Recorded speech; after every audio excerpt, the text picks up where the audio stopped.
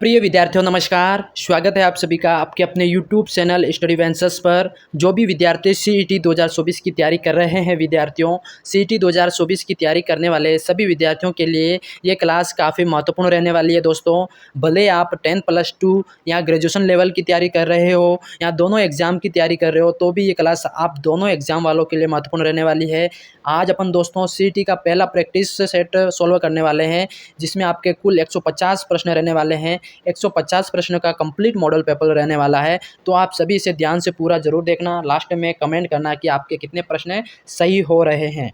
तो फटाफट आ जाओ सभी, जल्दी से जुड़ जाओ। एक बार क्लास को क्या करेंगे, अपने साथियों में अपने मित्रों को शेयर कर दो। जो भी CET की तैयारी कर रहा है वो भी इस क्लास को देख पाए। आपका पहला प्रश्न पूछा गया है क्लास के अंदर, सभी विद्यार्थी जुड़ जाएंगे। प्रश्न फर्स्ट आपसे पूछा गया है साथियों कि 1857 के गदर के समय भारत का गवर्नर जनरल कौन था। काफ़ी महत्वपूर्ण प्रश्न है। 1857 के गदर के समय भारत का गवर्नर जनरल कौन था। ए आपका लॉर्ड कैनिंग, बी आपका नील आर्मस्ट्रॉन्ग, सी आपका जॉन मथाई और डी अन्य। साथियों 1857 के गदर के समय भारत का गवर्नर जनरल कौन था। तो आप सभी का आंसर क्या हो जाएगा। सभी विद्यार्थी जिस चीज़ को आंसर आ रहा है कमेंट सेक्शन में बताएंगे। इसमें आप सभी का राइट हो जाएगा लॉर्ड कैनिंग। ये ऑप्शन आप सभी का इसमें करेक्ट हो जाएगा साथियों। ठीक है, समझ में आ गया सभी। अब बढ़ते हैं प्रश्न 2 की तरफ। अगला प्रश्न पूछा गया है, विद्यार्थियों चैनल पर नए तो चैनल को सब्सक्राइब करना, प्लीज़ क्लास को स्किप मत करना। ठीक है, प्रश्न ध्यान से देखना, काफ़ी अच्छे अच्छे प्रश्न भी आने वाले हैं। क्लास को स्किप मत करना, बाकी आपको समझ में नहीं आएगा। प्रश्न 2 पूछा गया आपसे।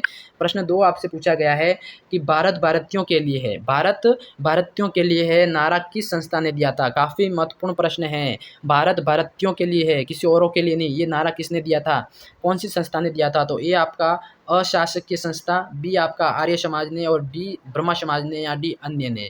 तो भारत भारतीयों के लिए है ये किस नारा, मतलब इस नारा को किस संस्था ने दिया था।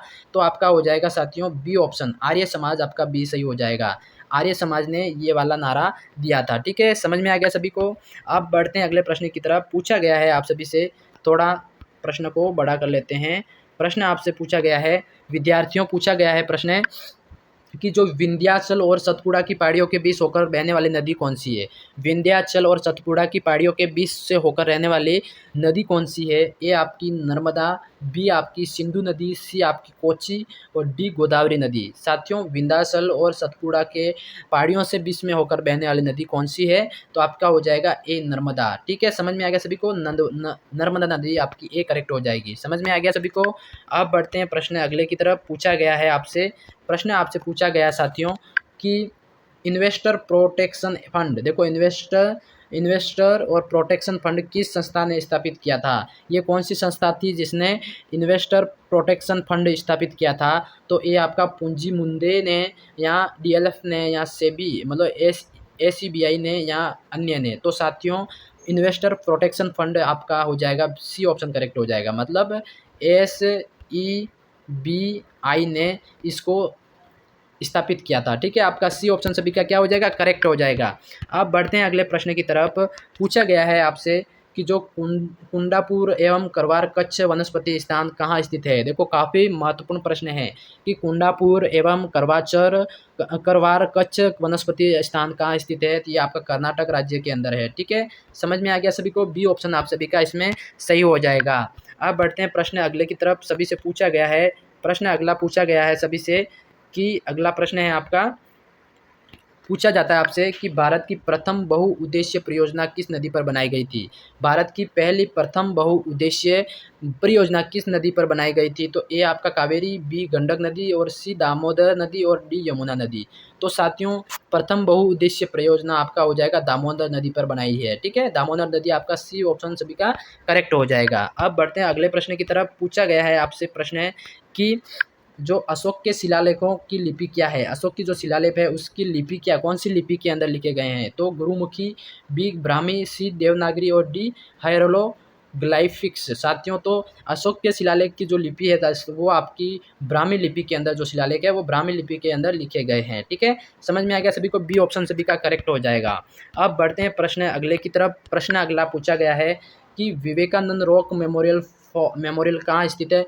तो दोस्तों मैं आप सभी को बता दूं, चैनल पर नया तो चैनल को सब्सक्राइब करना। अगर आपको इस क्लास की पीडीएफ चाहिए तो टेलीग्राम चैनल को ज्वाइन कर लेना, वहाँ पर आपको क्लास की पीडीएफ पूरी मिल जाएगी, ठीक है। और हाँ, क्लास को स्किप मत करना, पूरा देखना, तभी आपको पूरी क्लास समझ में आएगी। आप क्लास पूरी देखते नहीं हो, फिर बोलते हो सर क्लास तो काफ़ी ईजी थी, तो क्लास को पूरा भी तो देखा करो, समझ में आएगा। और चैनल को सब्सक्राइब भी कर लो साथ में, ठीक है। प्रश्न आपका पूछा गया है, विवेकानंद रॉक मेमोरियल ये कहाँ बना हुआ है, ठीक है। तो ए आपका अंडमान निकोबार, सी बी आपका लक्षद्वीप, और सी आपका केरल हो गया, और डी तमिलनाडु, ठीक है। तो आपका डी ऑप्शन सभी का इसमें करेक्ट हो जाएगा, डी ऑप्शन सभी का करेक्ट हो जाएगा, तमिलनाडु, ठीक है। समझ में आ गया सभी को। अब बढ़ते हैं, प्रश्न अगला पूछा गया है।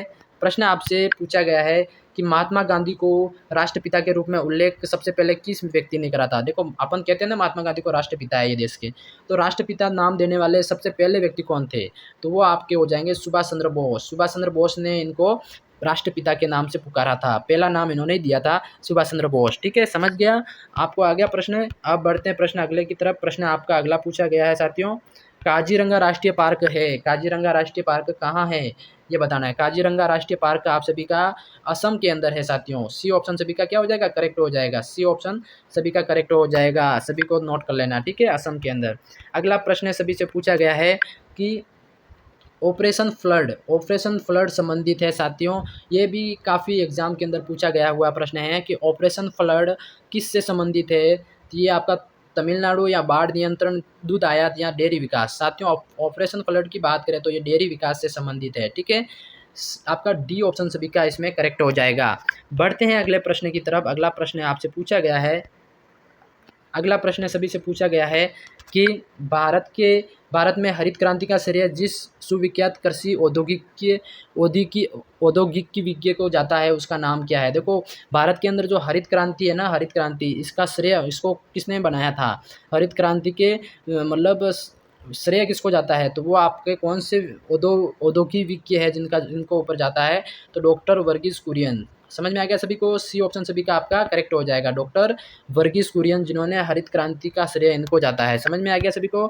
बढ़ते हैं अगले प्रश्न की तरफ। अगला प्रश्न सबसे पूछा गया है, प्रश्न काफ़ी अच्छा है, ये भी पूछा गया है कि महाराणा प्रताप सागर संबंधित है। महाराणा प्रताप सागर किससे संबंधित है, तो महाराणा प्रताप सागर संबंधित है सौर ऊर्जा से या सिंचाई से, नाभिकीय ऊर्जा से या जल विद्युत से। तो साथियों राणा प्रताप सागर बांध आपका हो जाएगा जल विद्युत से, यहाँ से बिजली उत्पादित करी जाती है, ठीक है। डी ऑप्शन सभी का इसमें राइट हो जाएगा।